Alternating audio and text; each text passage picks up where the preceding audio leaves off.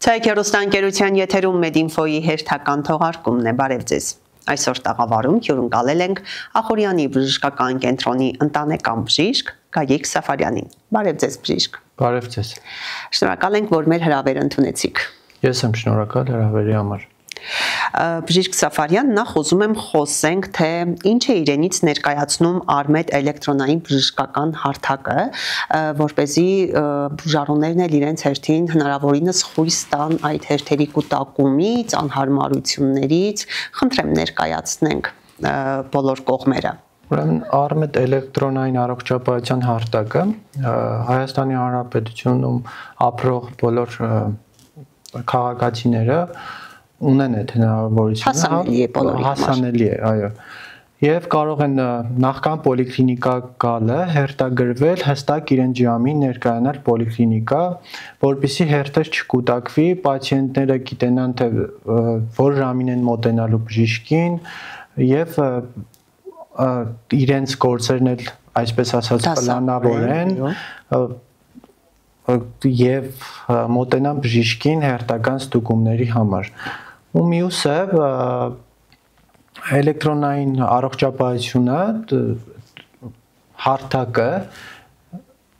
բոլոր պացիենտները տեսնում են, թե բուժող բժիշկը ինչ ախտորոշում դրեց, ինչ հետազոտություններ արվեցին ու պետության կողմից պետպատվերի հիմքը, որ տալիս է պետությունը, ասենք հաշվանդամություն ունի, սոցիալապահով է եւ այլ խմբերում գտնվող մարդիկ, ովքեր որ պետության կողմից պետպատվերի հիմք ունեն, եւս նշանակվում է դեղորայք ենթադրեն կամ հետազոտություններ են,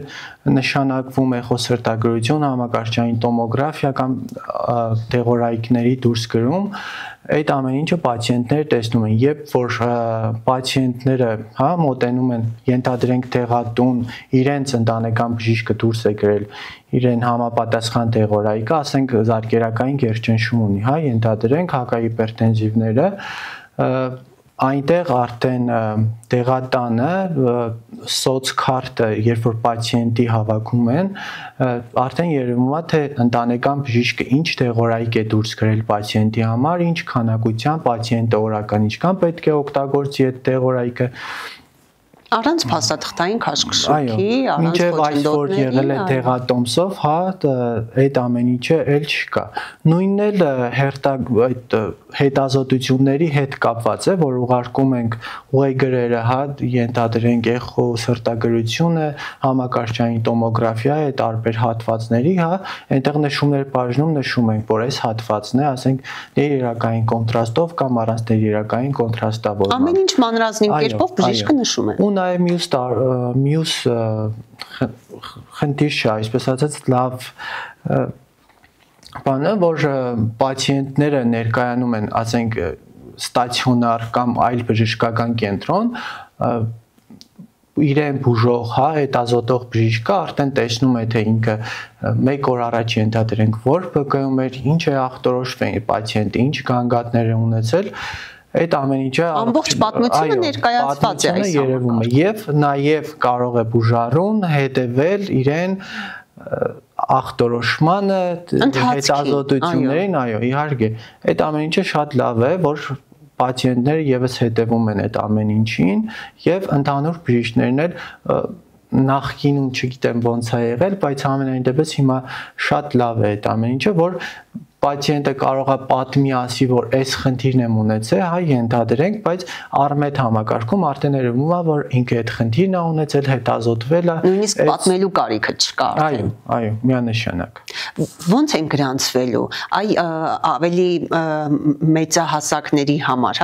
երիտասարդներին թողնենք մի կողմ, հաստատ նրանք կկարողանան, իսկ մեծահասակները Ախուրյանի բժշկական կենտրոնում հիմնականում սպասարկում են գյուղական բնակավայրերը, ու մեծահասակների առումով մի քիչ դժվար է այդ ամեն ինչը, բայց քիչ-քիչ արդեն սովորում ենք, այսպես ասած, որ կան չսպասեն, ասենք իրեն հերթը հասնելու, իրեն ժամին մոտենան բժիշկին, այդ ամեն ինչը, որ արդեն բացատրվում է, բուժառուներին, արդեն իրենք ոգևորությամբ են այդ ամեն ինչ անում, որ պետքա կան իրենց ժամին մոտենան իրենց բժիշկին եւ իրենց մոտ դարվածություն չստեղծվի, որ դրսում մի քանի հոգի մարդ է սպասում կամ այլ խնդիրների հետ կապված էլի, որ իրենց հերթին գալիս ժամին գալիս են եւ մոտենում են իրենց ընտանեկան բժիշկին կամ այլ բուժիններ։ Բացի դրանից նաև զուգահեռ հորդորենք մեծահասակների ընտանիքի անդամներին, հա, երիտասարդ, որ օգնեն իրենց տան մեծերին, որպեսզի կարողանան գրանցվել այս համակարգ եւ ավելի դյուրացնեն նրանց այդ բուժզնության, ավելի տարիքով, հա, փոքր մարդիկ, երիտասարդները ավելի հեշտությամբ են այդ ամեն ինչը ընդունում ու նախորդ գրանցված գալիս են ու այդ ամեն ինչը շատ լավ է։ Կարող ենք արձանագրել, որ այս առումով դրական դինամիկա կա եւ քաղաքացիների գիտակցական մակարդակը բավականին բարձր է։ Այո, իհարկե, պացիենտները գալիս են, նախքան գալը հերթագրվում են, հա, մոտենում են իրենց ժամին եւ մոտենում են բժիշկին, համապատասխան բժիշկին։ Ես նաեւ երբ որ նայում եմ, ասենք, ենթադրենք, հա, նյարդաբանի խորհրդատվություն կա, համապատասխան դիագնոզը նախնական դնում եմ, հա, նյարդաբանի խորհրդատվություն, տակը հատուկ բաժին կա, բժիշկներ եւ ռեսուրսներ։ Օրինակ, նյարդաբանի խորհրդատվություն արդեն նյարդաբանը տեսնում է, որ իրեն մոտ սպասող կա։ Այդ ամեն ինչը շատ լավ է, ավելի հեշտացված է, այս ամեն ինչը, թղթային այդ տարբերակները քիչ կան, այդ շատ լավ է, ամեն առումով։ Հիմնականում ովքեր են դիմում որ տարիքային խմբի հիմնականը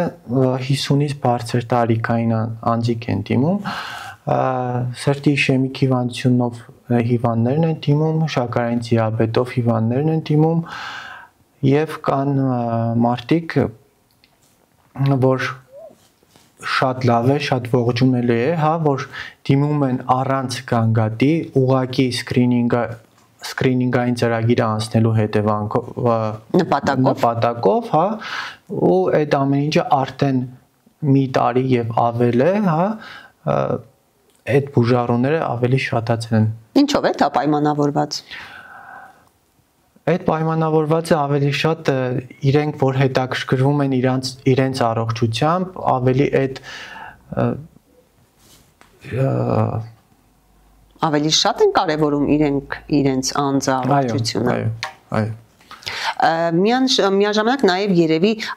իրազեկվածության մակարդակն է բարձր, որ միանշանակ։ Այո, այս հետազոտությունը կա, որը անվճար է իրականացվում եւ չեն ուզում ձեռքից այսպես ասած բացել։ Ունենք մի տարի առաջ կրծքագեղձի մամոգրաֆիկ հետազոտությունը, որոնք պացիենտները գալիս էին, կանայք ստուգվում էին եւ հայտնաբերվում էր նորագոյացությունները, ԵՏԿ եւ անվճար մնացած արդեն վիրահատությունները, հետազոտությունները կազմակերպվում էր ու լավ կլինի, որ էլի լինի նմանատիպ հետազոտություններ, որ պացիենտները հա գնան հետազոտվեն եւ կանխարգելեն։ Լինում է, երբ բուժառուն գալիս է մի խնդրով, բայց արդյունքում այլ բան է բարձվում։ Այո, իհարկե։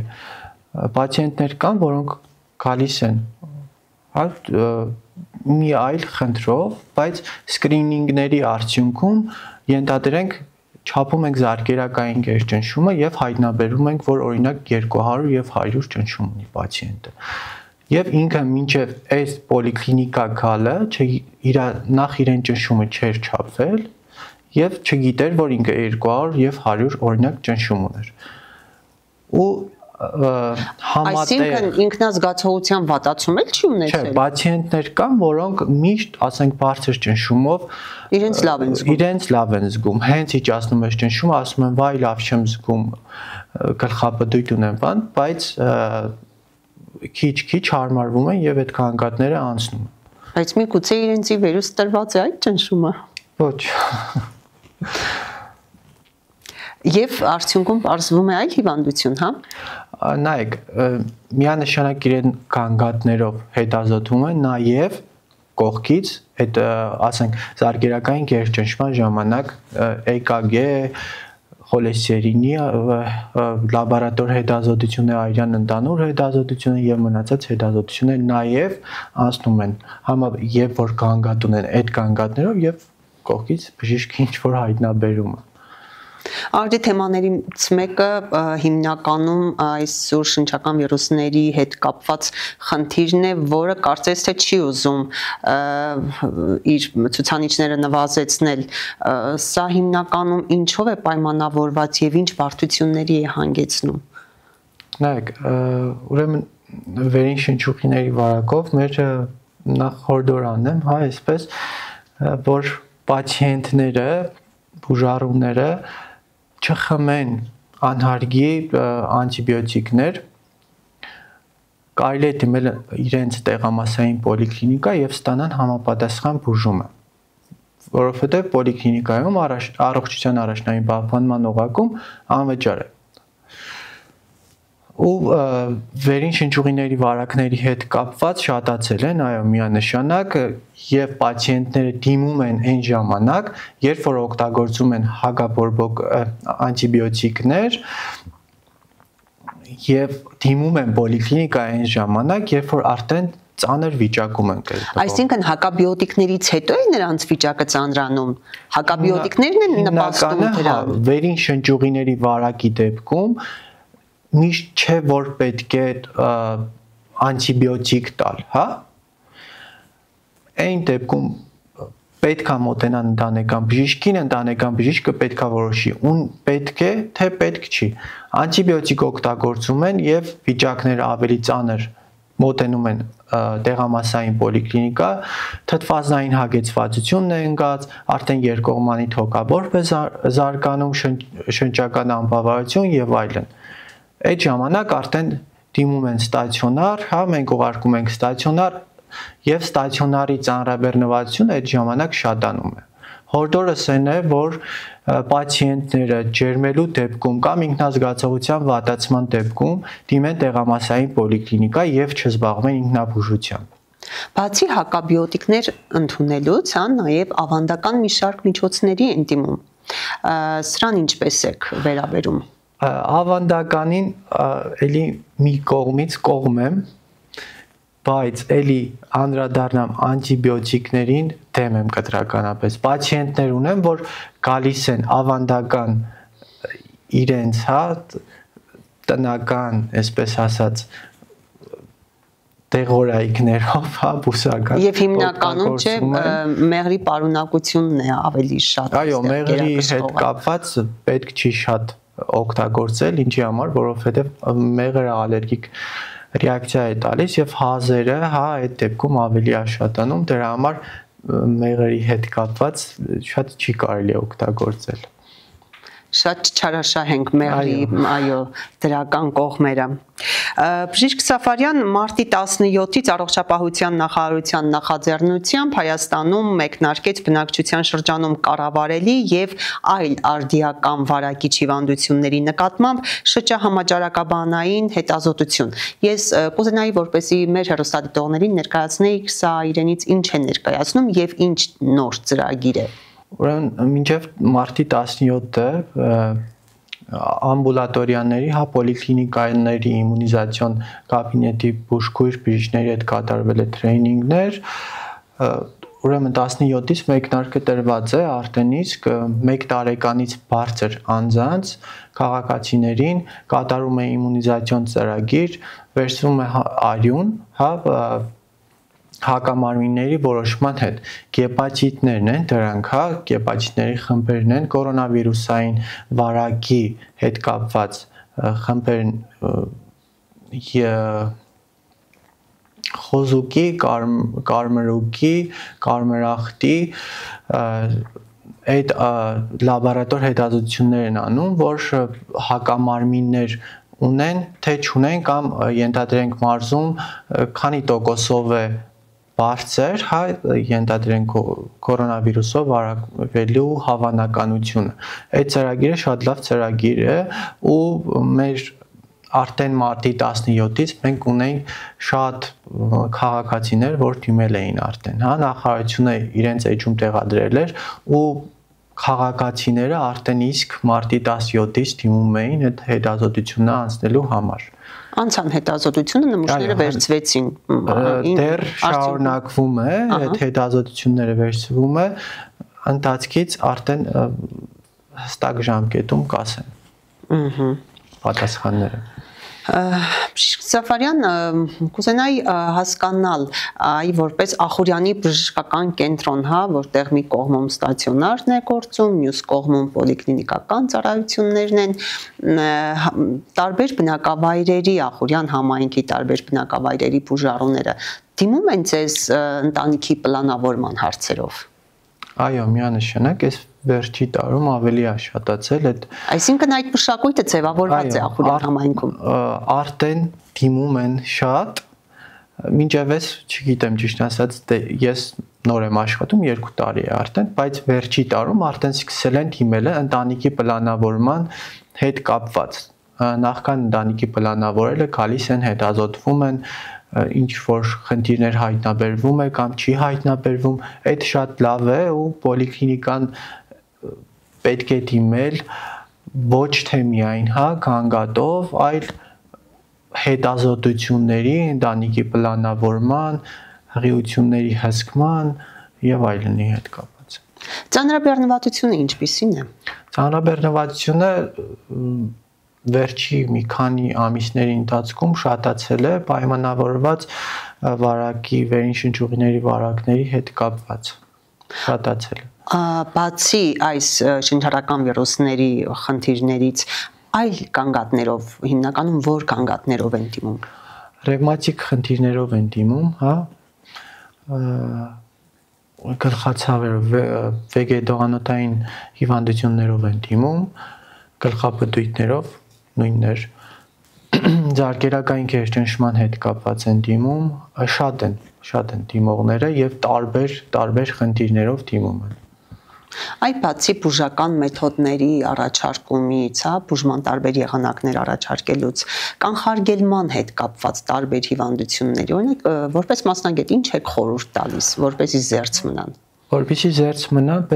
պետք է նախ էլի միանշանակ ասեմ դիմեն տեղամասային պոլիկլինիկա, ստանան համապատասխան պատվաստումները, հա, որպեսզի կանխարգելեն հիվանդությունը, որ չպատվաստվեն եւ վարակվեն, հա, ենթադրենք վերին շնչուղիների վարակով եւ ավելի ծանր տան։ Իսկ եթե պատվաստվեն, ավելի թեթև կտանեն կամ вообще չեն տան։ Այդ խնդիրը չեն ունենա, հա։ Պարզապես կան այնպիսի հիվանդություններ, որոնք դրանք կառավարելի վարակներն են։ Կառավարելի վարակներն են, որոնք կան պատվաստումներ, հա, որը պացիենտը պետք է դիմի տեղամասային պոլիկլինիկա, ստանա պատվաստումներ եւ խնդիր չունենանք։ Դրանք կառավարելի վարակներն են։ Քանի որ մեր հաղորդումն արդեն մոտենում է իր ավարտին, ես կուզենայի որպեսզի մեր հեռուստադիտողներին այսպես հորդորով դիմեիք, հա, բացի պատվաստումներից ինչ հորդոր կանեիք մեր հեռուստադիտողներին, որպեսզի տարատեսակ հիվանդություններից խուսափեին։ Բոլորին նախ պետք է ասեմ, որ թող առողջություն լինի, հա, դիմեն տեղամասային պոլիկլինիկա միայն պլանային հետազոտությունների համար, ընտանիքի պլանավորումների հետ կապված եւ զերծ մնան վիրուսներից, այսպես ասած, վերին շնչուղիների վարակներից, մարդաշատ վայրերում կրեն դիմակներ, այդքանը։ Իսկ բացի շնչառական վիրուսներից այլ տիպի հիվանդություններից զերծ մնալու համար, օրինակ, չգիտեմ, առողջ սննդակարգ, միանշանակ նաև չասեցինք առողջ սննդակարգի հետ կապված, որ ճարբակալումներն են նաև, որը զբաղվում է նաև ընտանեկան բժիշկը իրենց առողջ ապրելակերպի հետ կապված, այսօր թիվ 1 խնդիրներից մեկն էլ դա է։ Մեր մարզում շատ են այդպիսի պացիենտները, հա, եւ պետքա դիմեն ընտանեկան բժիշկին, ստանան համապատասխան ցուցումներ, թե ինչ օգտագործեն ռացիոնի մեջ, ինչ ներառեն կամ ինչքան օրական ջուր խմեն, եթե իհարկե հակացություններ չունենք, հա, սրտային անբավարարություն եւ այլն։ Ինչպես անեն, որ ճարպակալման հետ կապված խնդիրներ չունենան եւ հետագայի հետ կապված, հա, ասենք սրտի իշեմիկ հիվանդություն չունենան կամ ինֆարկտի, ինսուլտի ռիսկեր չունենանք։ Եղավ, շնորհակալ ենք հետաքրքիր զրույցի համար։ Շնորհակալ։ Հարգելի հեռուստադիտողներ, իսկ ես ձեզ հիշեցնեմ, որ Մեդինֆոյի տաղավարում հյուրընկալել էինք Ախուրյանի բժշկական կենտրոնի ընտանեկան բժիշկ Գագիկ Սաֆարյանին։ Առողջ եղեք, Մեդինֆոն էր եթերում։